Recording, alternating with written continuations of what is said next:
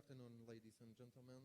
I have a pleasure and honor to greet Professor Piotr Siciński, a graduate of Medical University of Warsaw, class of 1984, who have been later working in the Department of Histology and Embryology, which makes us actually department mates. I started to work there a couple of years after you graduated, and we left the country. And Professor Siciński is at the moment a professor of Dana-Farber Institute at Harvard University. Today we have a great pleasure to listen to the lecture of one of the leading scientists of the leading university in the USA, the mechanisms of proliferation that are involving, obviously, the cyclins and cyclin-dependent kinases. One of the first milestones in the career of Professor Siciński was to determine the function of cyclin D3. I do remember reading this cell paper years ago. Time has passed, the research still goes on, and I'm looking forward to listen to the new development in the field in the last more or less decade. Professor Siciński will introduce us to the progress of the last 10 years in the field, focusing on his work. Professor Siciński, the floor is yours. Thank you for coming. Professor Siciński is our visiting professor, and I hope he'll visit us again. I kind of forgot to introduce the next step after the lecture. Please do not sit down yet. The next step after the lecture is the floor is open to everybody who wants to talk about the topic of today's lecture or about the research, not only the research that Professor Siciński is conducting, but he's an experienced scientist. He's offering his help, his consultation regarding any scientific topics that are, well, at least loosely related to this specialty. Thank you very much for coming once again, and thanks, and please give us the talk, which I'm looking forward to. Yeah, thank you very much for this kind introduction. I would like to thank Professor Wodarski for inviting me here and for giving me this great opportunity to present our work. This is really a great honor to come to our medical school, to my alma mater, and tell you about our research. And as the professor said, I'll be a visiting professor at the Warsaw University, meaning that I'll give several more lectures in the future. So for this one, I'll just focus on an overview of where my lab has been going for the past years, and then in the coming lectures, I'll more focus on particular subjects. And then today, I will stay after my lecture for another 3 hours. So if anybody has any questions related to my talk or anything that related to your research, if I can be of any help, of any advice of your career development, I would really be more than happy to meet with you and to give you my advice. I also want to say that this is really a great pleasure to give a talk in person. When I was preparing this talk, I realized that the last time I actually spoke in person rather than giving talks through Zoom was on December 5th in Bangkok. So, you know, it's really a great place like Warsaw to restart normal life and to start giving normal talks. And I really look forward to giving more talks in person here in Warsaw. So our lab is interested in understanding the molecular mechanism that drives cell division. What we want to understand how the cells divide, how the mechanism in normal cells is different in cancer cells, and how we can explore those molecular differences for cancer treatment. And the third area of our interest is that the molecular machinery that drives cell division also perform several functions that are unrelated to cell division. And this is the emerging concept in the last about 5 years. But those functions, although they are not related to cell division, they are very cancer relevant. And therefore understanding them is very important for cancer treatment, as I will hopefully show you in the remainder of my talk. So you've probably seen a kind of version of this slide, and if the slide shows that cell is surrounded by factors which either tell cell to divide, and these are called mitogenic factors, or mitogens, or telling the cell to stop dividing, and these are the anti-mitogens. But the cells develop very elaborate signal transduction pathways, like the one shown here, which serves to sense this extracellular environment and to transduce the signals across the cytoplasm to the cell nucleus. But all those growth-promoting or growth-inhibitory signals eventually converge on a core cell cycle machinery which operates in the nucleus. The core cell cycle machinery is the group of proteins that represents the ultimate recipients of all growth-promoting and growth-inhibitory signals.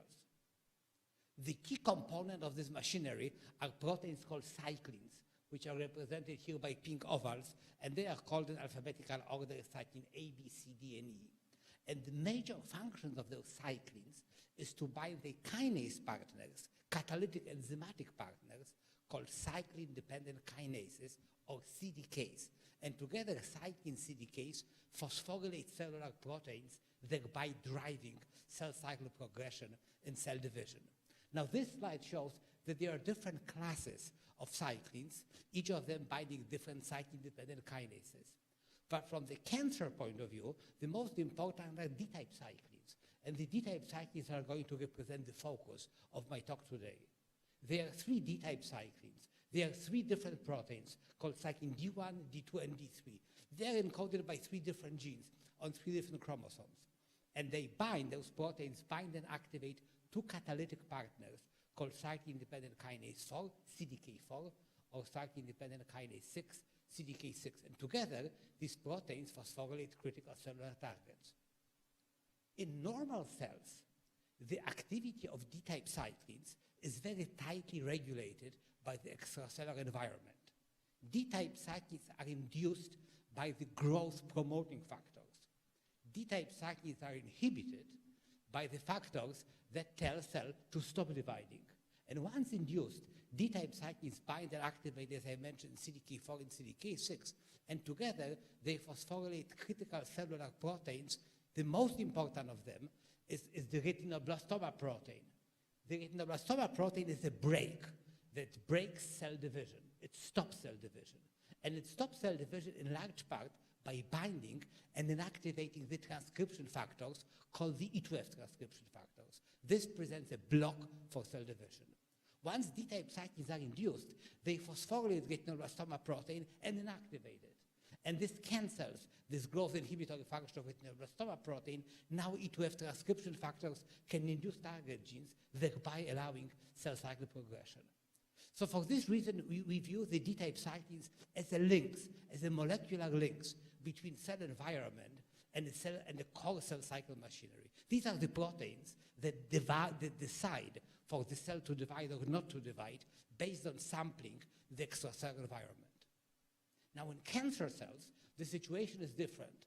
The D-type cyclins are hyperactive. Hyperactive meaning that they are no longer controlled by extracellular signals. That is to say, regardless whether the cell is stimulated to divide or told not to divide, the high level of cyclin D-CDK4 kinase phosphorylates the retinoblastoma protein, inactivates it, and drives cell division, even if external signals tell the cells not to divide. Now, there are many different reasons or many different mechanisms how a cancer cell can hyperactivate cyclin D-CDK4. One of them is amplification of cyclin D1 gene. So this slide I borrowed from a paper published by my colleague Matthew Meyerson when they looked at the most frequently amplified genes across thousands of human cancers.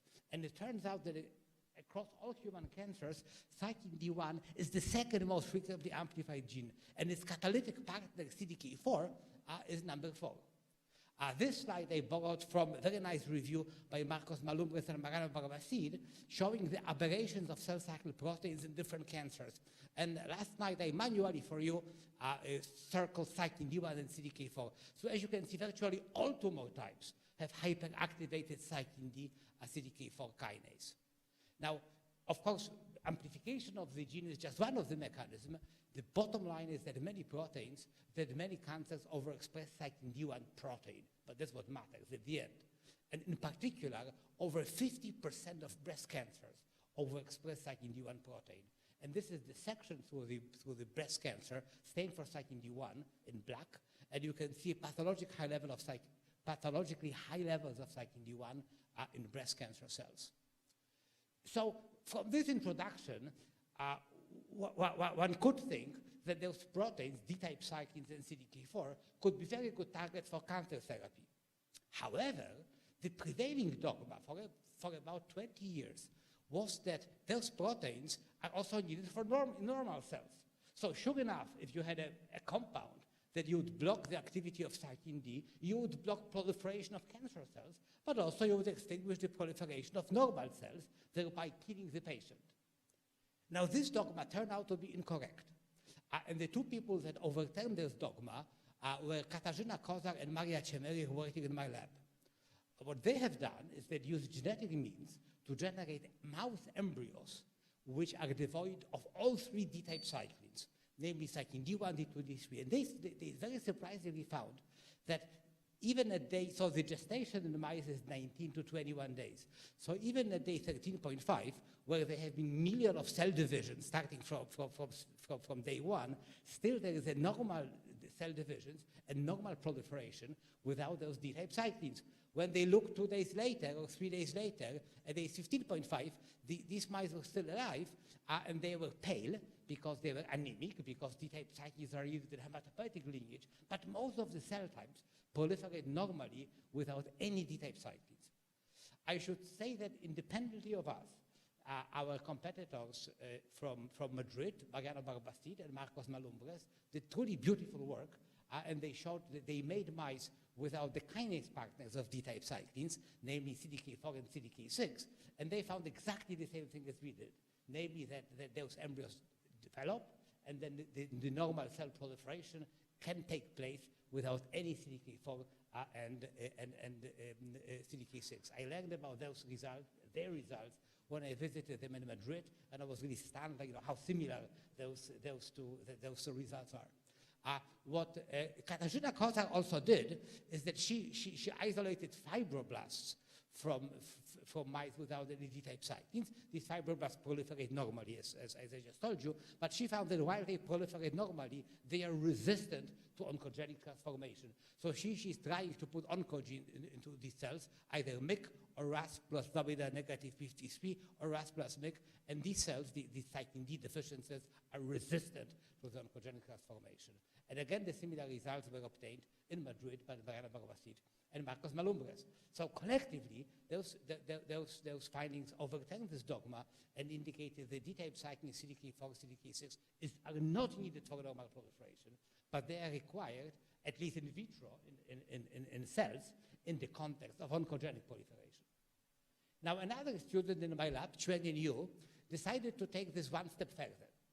And she wanted to test in vivo whether D-type cyclins are truly required for oncogenesis. And she decided to focus on breast cancer. And in breast cancer, cyclin D1 is overexpressed. And I should mention here that while Kasia Kozar and Ania Ciemerich found that embryos can develop without cyclin D1, D2, and D3, if you just remove cyclin D1, then the mice are perfectly viable and they are healthy. So Chuan Yen could use cyclin D1 knockout mice, and her question was as follows. She was saying, if in the breast, oncogenic signals through cyclin D1 to drive abnormal cell proliferation and cancer, what would happen if we knock out cyclin D1, if we take mice without cyclin D1, would those oncogenes still be able to transform mammary glands and to drive cancer formation? So stated differently, the question is, does the absence of cyclin D1 protect cyclin D1 knockout mice from breast cancers, or are cyclin D1 knockout mice resistant to breast cancers? And to address this, what she did is she crossed cyclin D1 knockout mice, which, as I mentioned, are viable and they have no obvious pathology, with 4 different strains that are breast cancer prone. These mice are breast cancer prone because they express activated oncogenes in mammary glands. But this is a very nice system because each strain expresses different cancer-causing gene in the mammary glands. So we know why they're getting breast cancer, which gene is driving the tumorigenesis. And then she generated either cyclin D1 wild type, MMTV oncogene mice. These mice we know will develop breast cancer. This is our control group. And cyclin D1 knockouts. This is our experimental group. And she's presenting the data as a percentage of tumor-free mice. So at the beginning of the experiment, all mice are tumor-free, and with time they develop tumors, so the proportion of tumor-free mice goes down to 0. In black are cyclin D1 wild-type mice, in red cyclin D1 knockout mice carrying Wnt1 transgene oncogene. And as you can see, both black mice, wild-type, and red mice, meaning cyclin D1 knockout, develop tumors, indicating that cyclin D1 is dispensable for tumorigenesis, driven by this oncogene. Likewise, when she crossed cyclin D1 knockout mice with mice expressing MYC oncogene in mammary glands, they found that both wild-type mice and cyclin D1 knockout mice developed tumors with similar kinetics, indicating that cyclin D1 is dispensable for MYC-driven tumorigenesis. But in striking contrast, when she looked at mice where the breast cancer was driven by HER2 oncogene, their control mice developed tumors, whereas cyclin D1 knockout mice were completely protected against tumors. They never developed any tumors. Now, the HER2 signals through the RAS protein, and we also included mice in which cancer was driven by RAS oncogene. So it was very gratifying to see that, like with the upstream activator, also mice, when cancer was driven with downstream protein, the control might develop tumors, but cyclin D1 knockout mice were completely protected against breast cancers. So in summary, she has found that cyclin D1 is dispensable for MYC and Wnt-driven tumorigenesis, but not for RAS or HER2-driven tumors. So we concluded that cyclin D1 function is required for breast cancer formation by specific oncogenes. Now, cyclin D1 function is a vague term. And I mentioned in my introduction in a simplified way that the role of cyclin D1 is to activate CDK4 and CDK6. This is simplified. Cyclin D1 is also known to have other functions independent of CDK4, CDK6. Now, we wanted to know which of those two functions mediates this oncogenic function. And the bet, which turned out to be correct, was that this is this function through CDK4, CDK6. In mammary glands, it's mostly CDK4 being expressed. CDK6 is more expressed in a hematopoietic lineage. And therefore, the hypothesis here that this is CDK4 that is mediating this function. And to test this, Chwenian took, this time, CDK4 knockout mice and crossed them with this cancer-prone strain, and again generated two groups. One of them is CDK4 wild type, carrying this oncogene, which we know will develop tumor, and CDK knockouts, this is our experimental group. And exactly as we found in the case of cyclin D1 knockout mice, here we found that also CDK4 knockout mice were completely protected against breast cancers. These are the numbers. 42 out of 42 control mice developed a total of 139 tumors, whereas 0 out of 38 mice developed for zero tumors. This was published before the journals became so strict about counting the p-values, so we didn't have to count the p-values, but I suspect that this result is highly significant. So we concluded that cyclin D1 CDK4 function is required for breast cancer formation because we can protect mice against breast cancer either by knocking out cyclin D1 or by knocking out CDK4. But we still wanted to know for therapeutic purpose whether this is a kinase function, catalytic function of cyclin D1 CDK4. And I mentioned this because cyclin D1 CDK4 has two functions. One of them is catalytic kinase function. This is phosphorylation of the proteins. But the second is the kinase independent.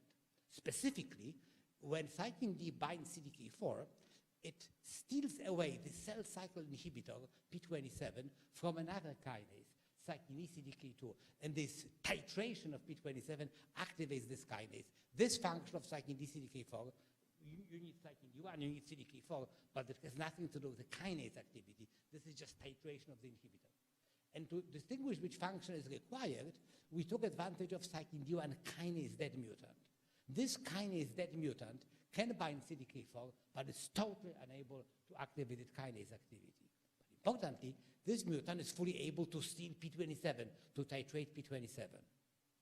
So Mark Landis, a former graduate student, Harvard graduate student, came to the lab and knocked into mice germline a point mutation where he converted cyclin D1 from kinase wild type to kinase dead mouse. So he made mice which express cyclin D1, express CDK4. Cyclin D1 can bind CDK4, but the complex kinase is dead.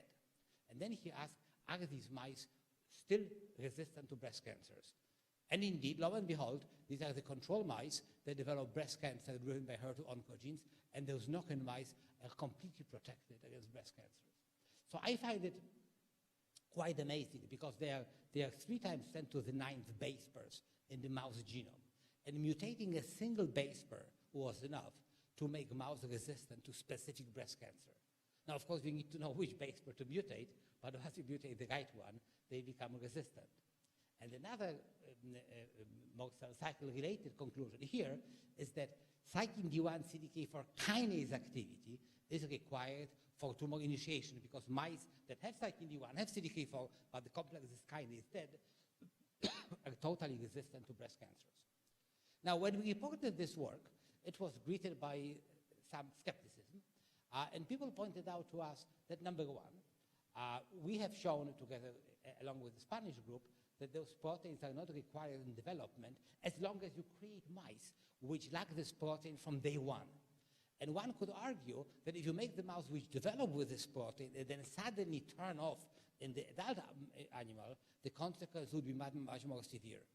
The second argument was that we have shown that we can prevent breast cancers, but of course from a therapeutic point of view, we are looking for treatment, not for prevention, right? We are not going to give people CDK4/6 inhibitors just to prevent to breast cancer. So this question was addressed by Yoon Choi, a former postdoc in our lab, where she made mice conditional cyclin D1 knockout mice. Now, without going into technical details, conditional knockout mouse or conditional cyclin D1 knockout mouse is a mouse that you can come to the lab and turn off cyclin D1 in the entire mouse, in the entire body. So one day she came to the lab, and then she turned off cyclin D1 in the entire mouse. Of course, before she did it, she had to put 3 years of her work to generate this mouse. So I'm, of course, summarizing three years of her work into 2 words. But she came, she turned off cyclin D1 in a mouse, and exactly as we've seen with the germline knockout, also here, we can make a mouse with cyclin D1, we can turn off cyclin D1, and there is no consequence for mouse physiology. So now she asked, what about if I turn off cyclin D1 in a mouse that developed breast cancers? So to do this, she had to cross her mice with these conditional knockout mice with mice that developed breast cancer. So this took her another 2 years. And 2 years later, she could answer this question. She could again come to the lab and turn off cyclin D1, but this time in a mouse that developed breast cancer. And what she found is that, again, there was no effect on mouse physiology. However, it completely stopped tumor progression, which is shown here. This is the growth of tumors in control mice, and this is the mice when she acutely shut down cyclin D1. This is the mean volume of tumors in control mice, and in mice where she shut down cyclin D1. And quite surprisingly, together with Per Hidbrink, another postdoc in the lab, she found that, so this is Ks67, which measures the rate of cell proliferation, so it goes down when we shut down cyclin D1, that we can induce senescence. So this is senescence-associated beta-gal, or SA-beta-gal, as we say, and this is the measure of senescence. Now, I would like to really emphasize that we are knocking cyclin D1 in an entire mouse, and yet it's only in the tumor cells that we are seeing an effect. Only tumor cells stop proliferating, and only tumor cells undergoing senescence. And she also used, at that time, available CDK4/6 chemical inhibitor, so now she could take cyclin D1 wild-type mice that develop breast cancers and treat them with this inhibitor, and she found that this, again, blocked tumor progression. This is the rate of tumors treating with the vehicle, and this is with the inhibitor. This is the mean weight of tumors control, and this with the inhibitor. And again, like the knockout, the inhibitor induced senescence in tumor cells. Now, independently of our work, there was very significant and influential work by the group of Danny Slayman from Los Angeles, from UCLA. And what they did is they took different cell lines corresponding to different types of human breast cancers. And then just to remind you, there are 3 major types of breast cancer. the luminal estrogen which express estrogen receptor and progesterone receptor. We call them hormone receptor positive. The second one is HER2 positive, and the second is triple negative.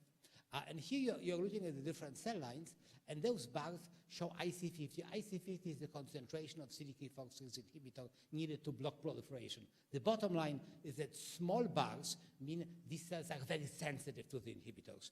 Big bars meaning the cells are resistant to the inhibitors.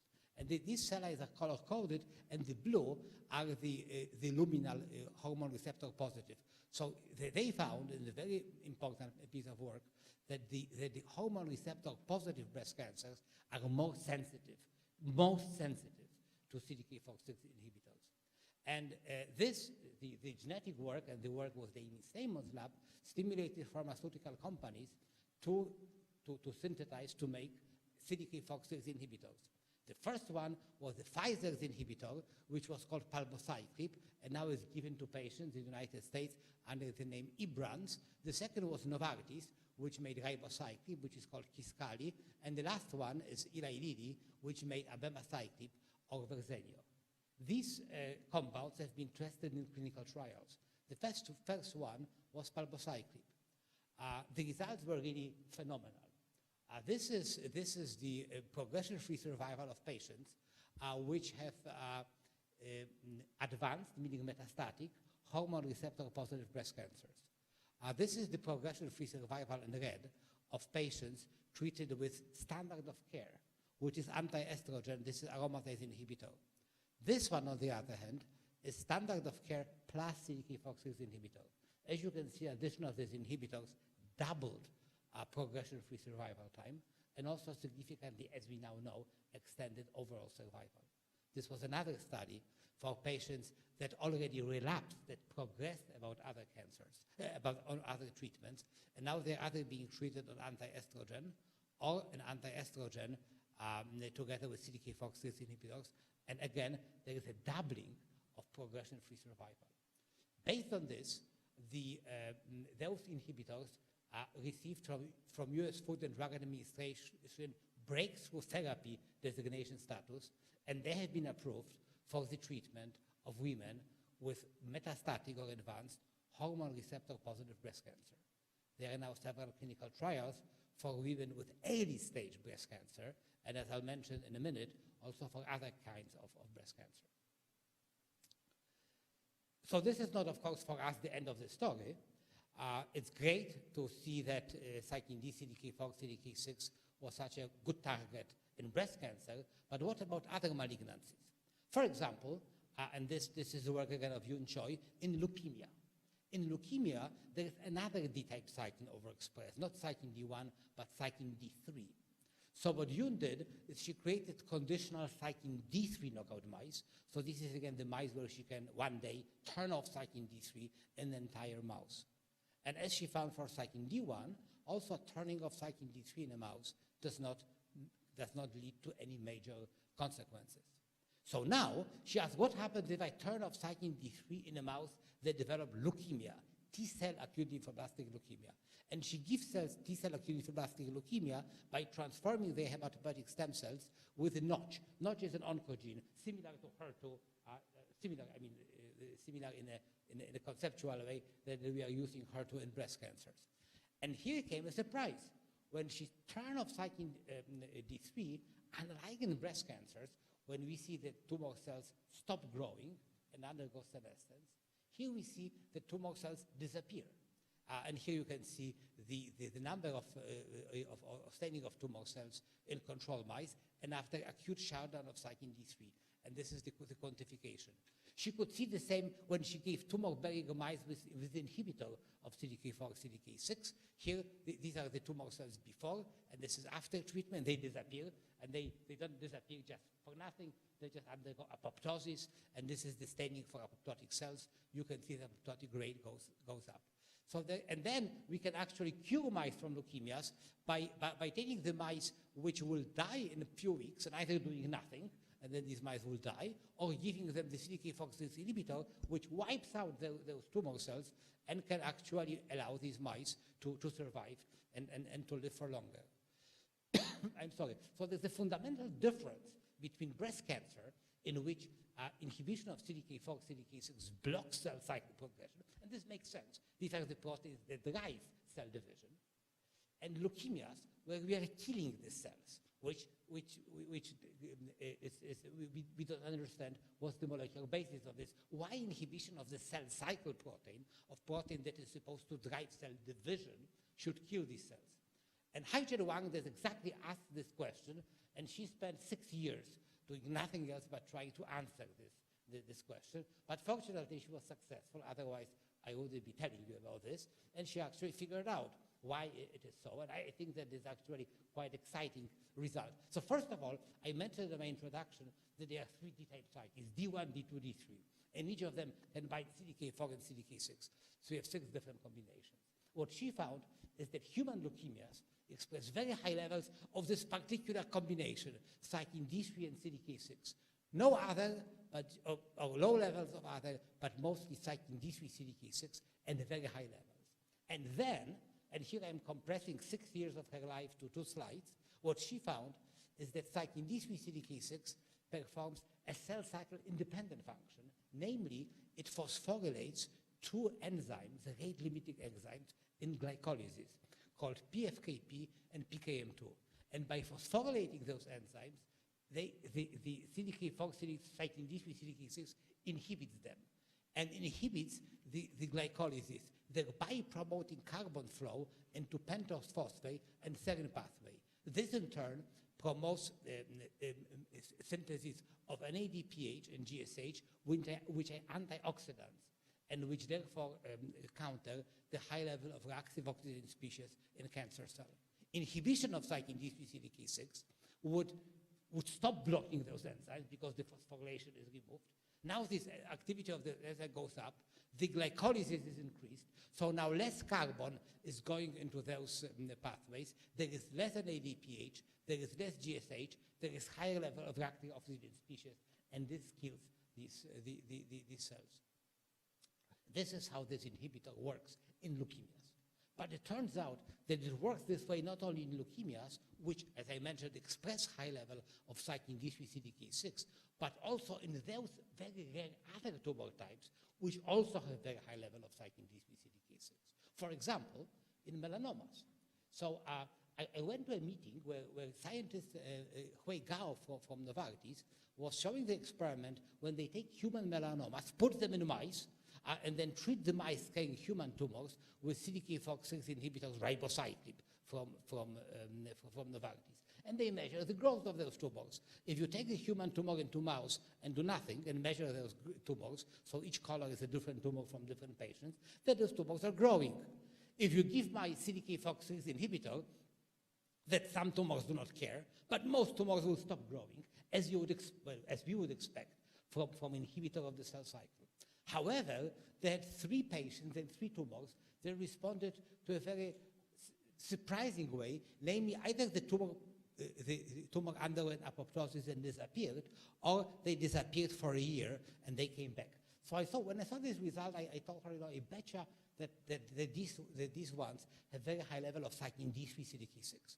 So we got from Novartis these tumors, which are responding by undergoing cell cycle arrest, and those 3 outlier unusual tumors that shrink, and then we tested the level of cyclin D3, CDK6. And indeed, those 3 tumors that underwent the regression upon inhibition of CDK4, CDK6, they had very high level of cyclin D3, CDK6. The remaining tumors, the one that responded by stopping growth, but no apoptosis, had low level of cyclin D3, CDK6. They express other combinations of cyclin D, CDK4/6. So we are expecting that in these tumors, this pathway is operating, and in these tumors, this pathway is not operating. So we tested this. We took the mice carrying these tumors, cyclin D3, CDK high tumors, or these tumors, cyclin D3, CDK6 low tumors, and treating them with the CDK4/6 inhibitors. And now we are measuring what happens to phosphorylation of PFKP, PKM2. The expectation is going to go down in these tumors, but not in those tumors. What happens in the activity of those enzymes? It will be affected in these tumors, but in that tumors. In which ones the NADPH will go down, and expectations in those tumors, and in which ones ROS is going to go up only in those tumors. And that's exactly the case. So here you are comparing either cyclin D3 high or low tumors. This is phosphorylation of those enzymes. It goes down in cyclin D3 high tumors, but not the low tumors. Here we're looking at the activity. It's activated in cyclin D3 high tumors, but not low tumors. Now we are looking at the decrease of GSH. It's only in high tumors, but not low tumors, and increase in reactive oxygen species in high tumors, but not low tumors. So in summary, this work has shown that cyclin D3 CDK6 kinase plays a pro-survival function in leukemic cells by phosphorylating two rate-limiting glycolytic enzymes, PFKP, PKM2. And number two, more clinically relevant, is that the measuring cyclin D3 CDK6 levels may identify those rare tumor subsets which would undergo tumor regression and apoptosis upon CDK6 inhibition. I want to point out that this is a cell cycle independent function of this kinase, but it's very cancer relevant. There's also another cancer relevant function of those kinases that three labs, including our own, uncovered. And this is an anti-tumor immune response. So as I'm sure you're aware, when the host encounters the tumor, that the host tries to mount an immune response against the tumor cells. However, the tumor cells have evolved ways to silence the immune response, one of them being upregulation of the inhibitory protein of tumors called PD-L1. This inhibitory protein binds a protein on T cells called PD-1 and silences those T cells. It makes them exhausted. And there is a new kind of therapy, which is called immune checkpoint blockade. And the goal is to disrupt this interaction, to stop tumor from blocking the T cells, and thereby to unleash the killing of tumors by the T lymphocytes. So in 2017, 2018, three groups in the United States, including our own, are reported that the CDK4/6 inhibitor affects this process. I'll start with our own work, which was actually a joint work with Weniwei Lab and Gordon Freeman and ourselves. And what we have found is that cyclin D CDK4 controls the levels, regulates the level of PD-L1 on the surface of tumor cells. And then treatment of tumor cell line or mice with tumors with CDK4 inhibitors upregulates PD-L1. Jin Zhao's lab has found that the inhibition of CDK4, CDK6 increases presentation of tumor antigens and also blocks the proliferation of CD4 positive Tregs. These are immunosuppressive T cells, and if you block their proliferation, you inhibit the inhibitory function of the immune system. And lastly, Kwok-Kin Wong from New York at the same time reported that CDK4/6 inhibitors through NFAT proteins activates the effector T cells. Well, these are different mechanisms, but the bottom line is that all three groups concluded that CDK4/6 inhibitor greatly enhances the strength of immune checkpoint blockade, the efficacy of immune checkpoint blockade. This is our work. This was actually done, our meeting from our work, our paper, but this was done by Xiaobu from Gordon Freeman's lab, where we put tumors, they put tumors into mice, and either we don't do anything, and you look for survivals, and the tumors are growing, and there are no survivals, or we give mice CDK4/6 inhibitors. This slows down the tumor growth, but still there are no survivors. Or we use this immune checkpoint blockade, which works very nicely, and actually 3 out of 14 mice are cured of cancer. But when we combine CDK4/6 inhibitor with anti-PD-1 blockade, immune checkpoint blockade, then now the majority of the mice are cured. And this is survival. This is the best we could do before. This is immune checkpoint blockade, and this is now together with the CDK4/6 inhibitors. So based on this work, there are several clinical trials now in the United States where CDK4/6 inhibitors are being combined with immune checkpoint inhibitors and looking for the efficacy and this combination treatment. Now, in one of my relatively early slides, I pointed out to the clinical success of CDK4/6 inhibitors. And I showed you this slide. But this slide also shows the problem with those inhibitors. So first of all, this is the best case scenario so far.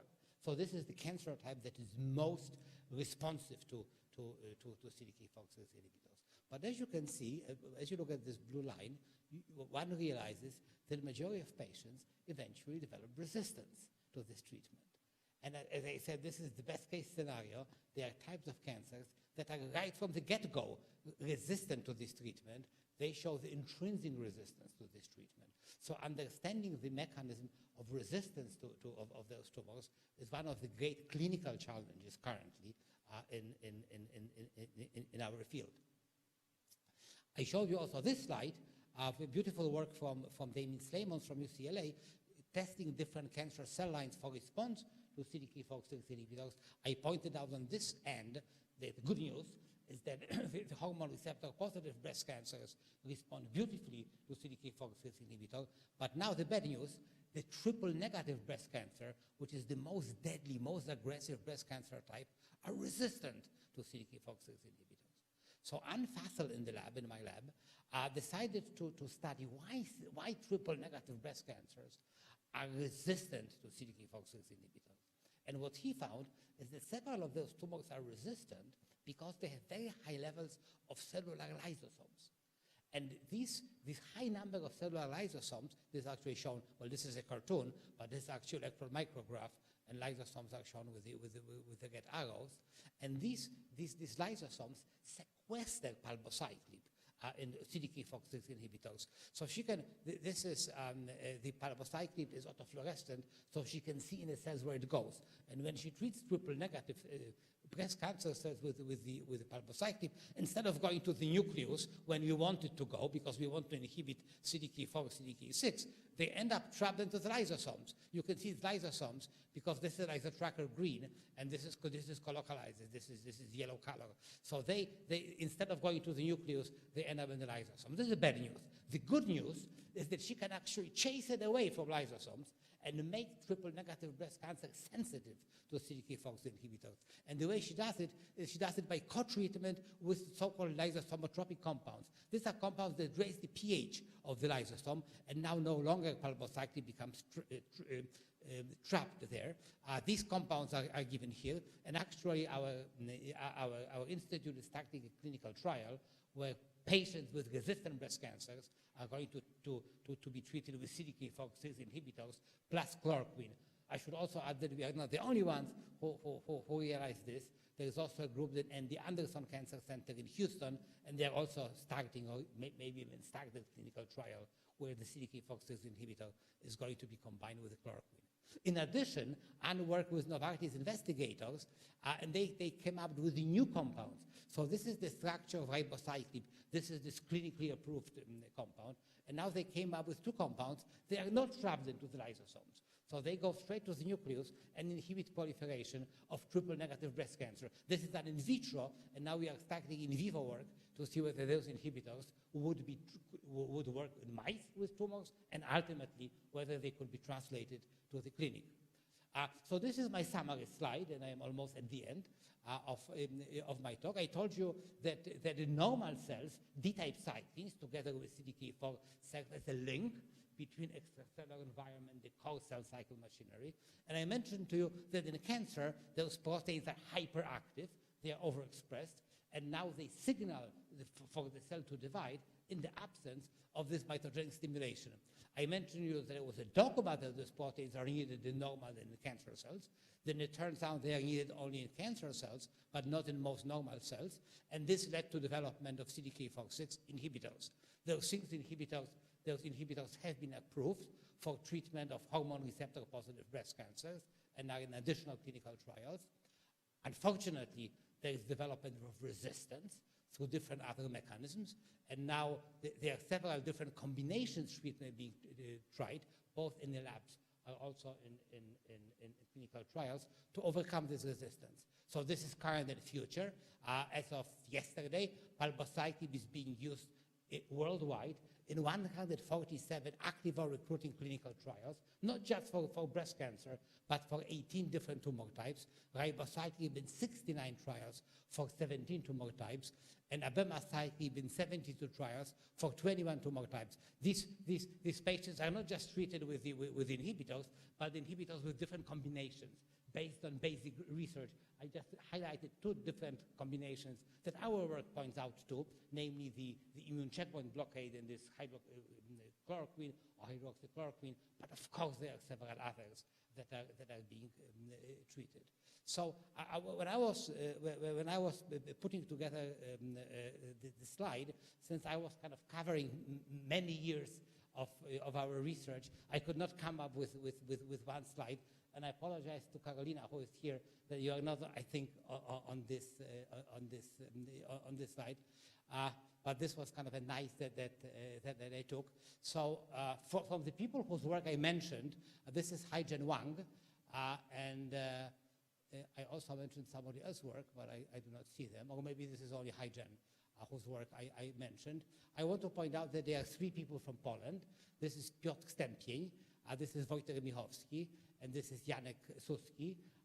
Piotr and Wojtek are gone, but there is always at least 3 people from Poland. There are 2 people from Germany. Oh, Anne Fassel. I talked to Anne Fassel's work, so it's good that I'm highlighting her. And this is Tobias Otto. Samantha Sharma is from Nepal. Patamon is from Thailand, and the rest of the students and the postdocs are from China. I also should acknowledge our collaborators, and I just cannot do this because I would need several slides. I just want to say that none of this work would have been possible just by us without the wonderful collaborators who helped us. And I cannot, of course, acknowledge them, but I want to thank them. The only person that I just want to acknowledge at the very end is my mom, who is actually sitting here, and that's it. So thank you so much for your attention. I'm happy to take questions.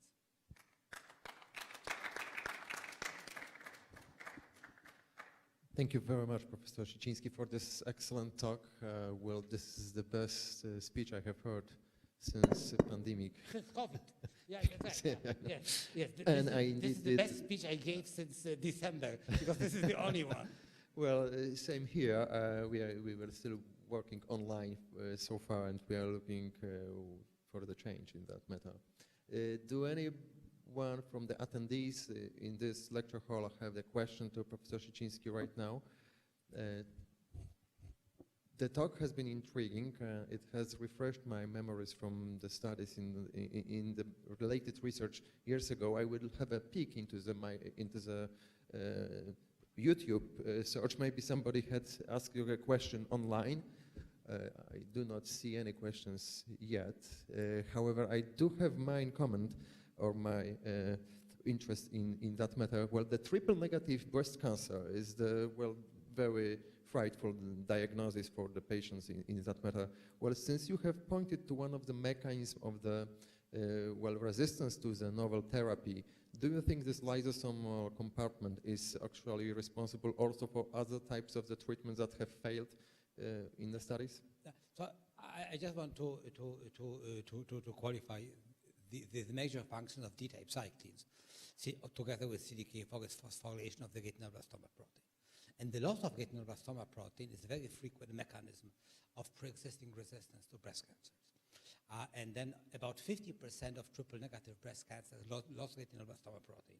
So that's very frequent mechanism. And it was argued that that's why triple-negative breast cancers do not respond to the CDK4 inhibitor therapy. What Anne Fassel has found is that she found that about 50% of them still express retinoblastoma protein, and yet they are resistant. And it turns out that there, in several cases, at least in cell lines, there is high level of lysosomes. Your question about other cell types, other cancer types, is a great one. We do not know, but we speculate yes. So we think it's probably some kind of, because of the cell of origin, that somehow triple negative cancers have high level of lysosomes, and it makes them resistant. So it's very likely that, but this is just pure speculation, that other cancer types which retain the retinoblastoma protein but do not respond to CDK4 inhibitors may do so because they have very high lysosomal content. Well, and my point was also that maybe the same mechanism is responsible for finding the alternative therapies. Also, the triple negative breast cancer is so frightful because the conventional therapies that are usually related rely on targeting this negative antigens are gone. Well, but since this lysosomal compartment is so active in these very cells, that raises the question whether maybe there is the same similar mechanism of the resistance to the therapies can be common to other. Yes, absolutely, yes. Common to other compounds or common to other cancers because other cancers. Yes. So even if hormone receptor positive breast cancers, Anne has already the evidence that it could be the mechanism, and then also Carolina played and helped a lot in this research that the regulation of lysosomal compartment could also underline not only pre-existing resistance in triple negative breast cancer, but also acquired resistance in hormone receptor positive breast cancers. In fact, there have been papers now, there have been studies now indicating that palbociclib somehow induces lysosomal biogenesis. So this could be kind of the inhibitor through TFEB. I don't want to go into the molecular details, but there is evidence that treatment with CDK4 inhibitors can actually induce its own resistance by upregulating the lysosomes. So breaking this vicious cycle may be very important and may, we believe or we hope, that may expand the use of those inhibitors. Yeah, excellent. Well, I have learned so much in this last part regarding the downregulation of PD-L1. This mechanism that has been described fairly recently, priced with a Nobel Prize as well. It's very intriguing that the actually cyclins do participate in this pathway as well. Yes. I did all my questions. I have asked all my questions at the moment. Does anyone from the audience want to ask Professor Siciński anything? I will sit here for 3 hours religiously. So I'll sit, and if anybody is shy or wants to ask me a question, then I'll sit here for 3 hours and then wait for you to answer your question. But yeah, maybe you will be less shy off the record once the transmission stops. So thank you once again, Professor Siciński. Thank you very much for coming. Well, everybody in this class.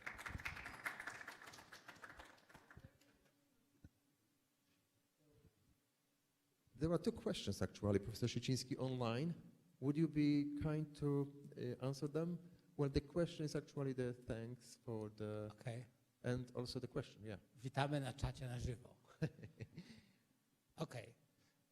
Rikesh Gupta Victor, I wonder what would be your comments about the neuroblastoma brain tumors. I think that if I'm not mistaken, the CDK4/6 inhibitors have been used in xenograft models for brain tumors, including neuroblastoma and glioblastoma. And if my memory is correct, there were reports that indeed the proliferation of neuroblastoma, and glioblastoma for sure, is blocked. Glioblastoma multiforme is blocked by its proliferation is blocked by CDK4/6 inhibitors. In case of glioblastoma, there were also reports that CDK4/6 inhibition triggers senescence, and this was linked to the mTOR pathway. I don't remember in case of neuroblastoma. Also, the good news is that CDK4/6 inhibitors do cross blood-brain barrier. This was shown for palbociclib and for abemaciclib. And abemaciclib is a better, it seems, at least from the publications that I read. We didn't, of course, compare it ourselves. Is that the abemaciclib is claimed to be better in penetrating the blood-brain barrier. So yes, I think that the CDK4/6 inhibitors would be a very good option for neuroblastoma. In one of my last slides, I showed how many different tumor types are now being in clinical trials with CDK4/6 inhibitors. Of course, I don't remember them by heart, so I don't remember whether neuroblastoma is one of them, but you can go to, you can Google clinical trials. This is clinicaltrials.gov, I think. And then if you put palbociclib or ribociclib or abemaciclib and neuroblastoma, then you will see whether there are any clinical trials. I suspect yes. Okay. But thank you for your question. Thank you very much for answering the question, Professor Siciński. And thank you once again for attending.